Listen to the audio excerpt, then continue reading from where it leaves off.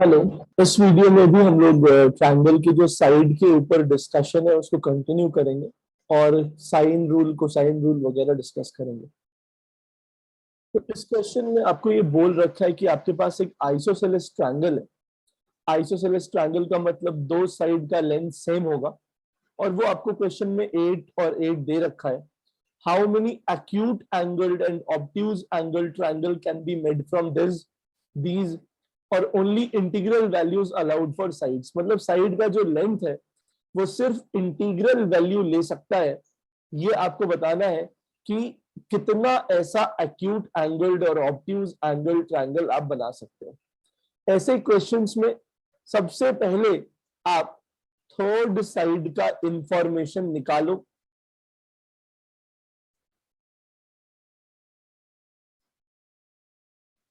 और उसके बाद अप्लाई कंडीशंस फॉर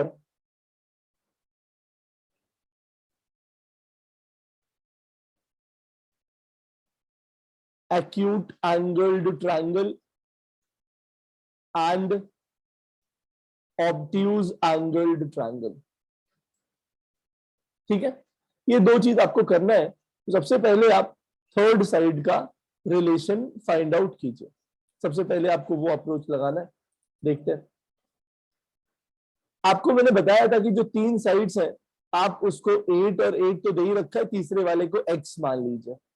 और इस x को कैसे ऑब्टेन करते हैं, तो मैंने आपको बताया था कि ये छोटा होना चाहिए बाकी दोनों के सम के और ज्यादा होना चाहिए उन दोनों के सब्सट्रैक्शन के। तो 8 माइनस 8 का सब्सट्रैक्शन यहाँ पे 0 आ जाएगा, यानी जो x है वो 0 से बड़ा लेकिन 16 से छोटा होना चाहिए। सो ये आपको थर्ड साइड का रिलेशन आ गया। अब आप क्या करेंगे कि एक्यूट एंगल्ड ट्रायंगल और ऑब्ट्यूज एंगल्ड ट्रायंगल का रिलेशन यूज करेंगे। आपको पता है कि एक्यूट एंगल ट्रायंगल में जो तीसरा साइड होता है उसका जो स्क्वायर होता है वो कम होता है बाकी दोनों साइड के स्क्वायर के सम के। तो यहां से आप लिख सकते हैं कि x square will be less than, ये 64 प्लस 64 128 हो जाएगा, यानी x will be less than root under 128। और आपको पता है कि 11 का स्क्वायर 121 होता है और 12 का 144 होता है। तो यहां से आप कह सकते हैं कि x will be less then कुछ 11 पॉइंट समथिंग यहां पे आएगा। ठीक है, ये यहां से निकल के आएगा। अब थोड़ा ध्यान देंगे आप, आपको यहाँ पे लिखा हुआ है कि सिर्फ इंटीग्रल वैल्यूज देना है, तो 11 से छोटा होना चाहिए। तो आपको दिख रहा है कि 0 से बड़ा भी होना चाहिए और 11 से छोटा भी होना चाहिए। तो आपकी जो वैल्यूज है वो 1 2 3 से लेके 10 तक हो सकती है। अब आपको सॉरी, ये जो वैल्यूज है वो 11 से छोटी होनी चाहिए, यानी 11 तक हो सकती है, 1 से लेके 11 तक हो सकता है। एक और बात का ध्यान रखेंगे, ये आइसोसेलेस ट्रायंगल मेंशन्ड है, मतलब आपका दो ही साइड सेम हो सकता है, तीनों साइड सेम नहीं हो सकता। तो यहाँ जो बीच में 8 आएगा वो अलाउड नहीं है, क्योंकि अगर वो 8 हो गया तो तीनों साइड सेम हो जाएगा और आपका ट्रायंगल इक्विलैटरल हो जाएगा, जबकि यहाँ पे आइसोसेलेस मेंशन किया हुआ है। तो आपकी जो अलाउड वैल्यूज है वो यहां से कितनी वैल्यूज अलाउड हो जाएंगी, 10, 1 से लेके 11 तक। लेकिन उसमें ये जो 8 है उसको अलाउ नहीं कर सकते, क्योंकि अगर ऐसा करेंगे तो ट्रायंगल इक्विलैटरल हो जाएगा।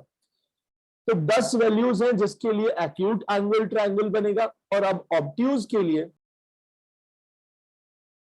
ऑब्ट्यूज एंगल्ड ट्रायंगल के लिए आपका आएगा कि जो तीसरा साइड है वो बाकी दोनों साइड के स्क्वायर के सम से ज्यादा है, और यहां से आएगा x square more than 128, x more than root 128, ये आएगा कुछ 11 पॉइंट समथिंग। तो x उससे बड़ा होना चाहिए, लेकिन x जो है वो 16 से छोटा भी होना चाहिए। तो आपका जो x का वैल्यू है वो 12, 13, 14 और 15 हो सकता है। तो यहां से आपके पास 4 वैल्यूज आ गई।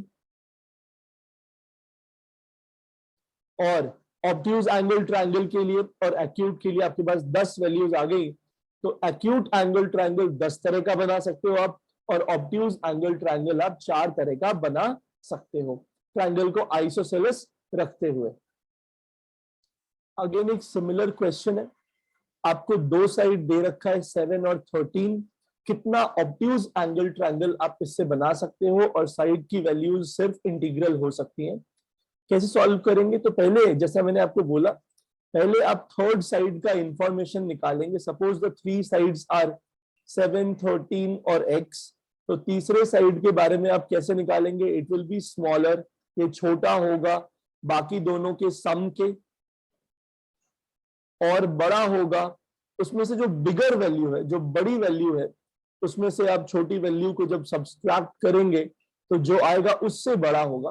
तो यहां से आपको आ गया कि x 20 से छोटा होगा और 6 से बड़ा होगा। ये तीसरे साइड के बारे में आपने ये ऑब्टेन कर लिया। अब आपको ऑब्ट्यूज एंगल्ड ट्रायंगल बनाना है।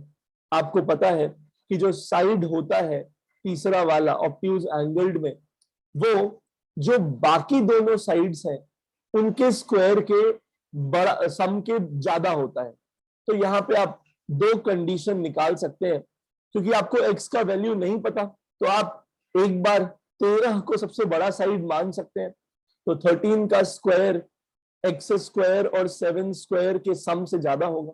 और दूसरा कंडीशन ये लगा सकते हैं कि x सबसे बड़ा साइड है तो x स्क्वायर 13 स्क्वायर और 7 स्क्वायर के सम से ज्यादा होगा। यहां से आप ऑब्टेन कर सकते हैं, ये 169 आएगा x स्क्वायर और ये 49 आएगा। यहां से x स्क्वायर ये आएगा 169 और ये आएगा 49। यहां से आपको निकल के आएगा x स्क्वायर स्मॉलर देन 120। यहां से आपको निकल के आएगा x स्क्वायर लार्जर देन 218। ये आपको दोनों साइड से निकल के आ रहा है। अब आप जब इसको सॉल्व करेंगे तो x लेस देन रूट 120, मतलब ये रूट 120 10 पॉइंट समथिंग होता है, ये 10 पॉइंट समथिंग होगा। इंटीग्रल वैल्यू ले सकते हैं, यानी आपका जो x का वैल्यू है वो 1 से लेके 10 तक के बीच में हो सकता है।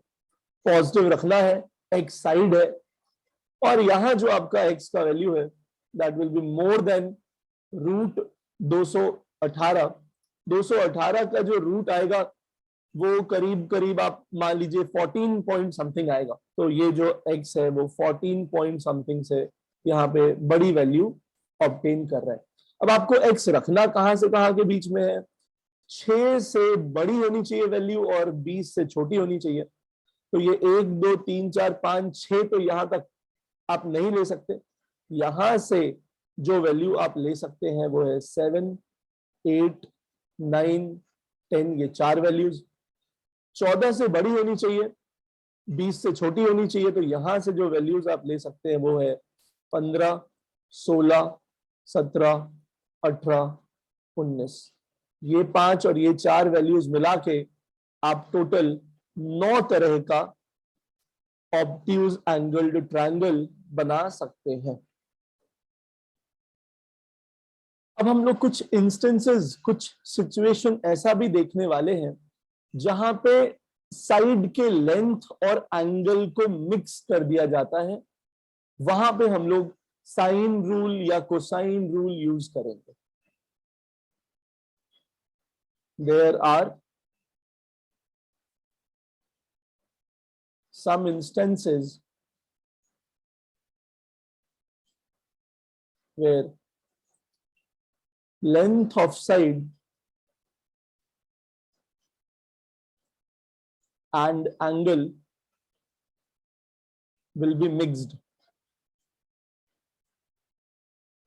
और वहां पे हम लोग साइन रूल और कोसाइन रूल का इस्तेमाल करेंगे। पहले साइन रूल देखते हैं। मान लीजिए आपके पास कोई ट्रायंगल है, ट्रायंगल में ये एंगल बी है, ये कॉर्नर ए है, ये कॉर्नर बी है और ये कॉर्नर सी है।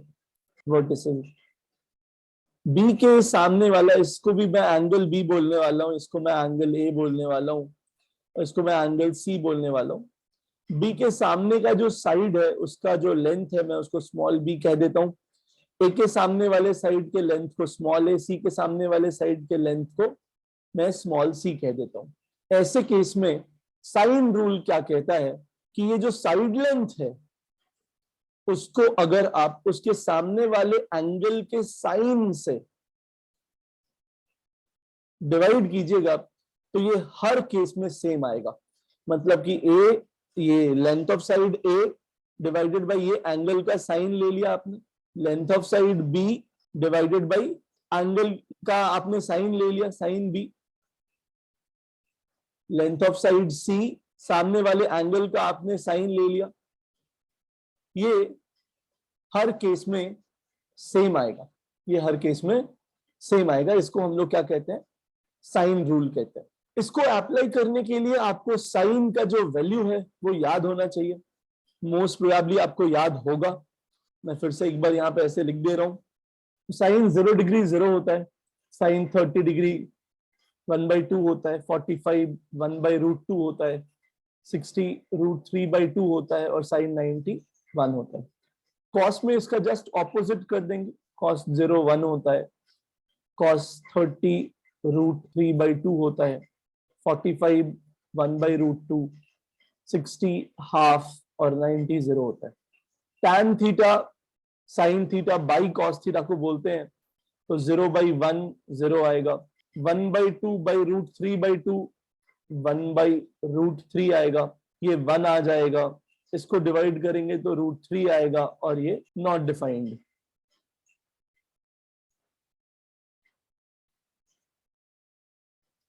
ठीक है, तो आप साइन का वैल्यू याद रखेंगे, कॉस का वैल्यू याद रखेंगे, तभी साइन रूल कॉस रूल लगा पाएंगे।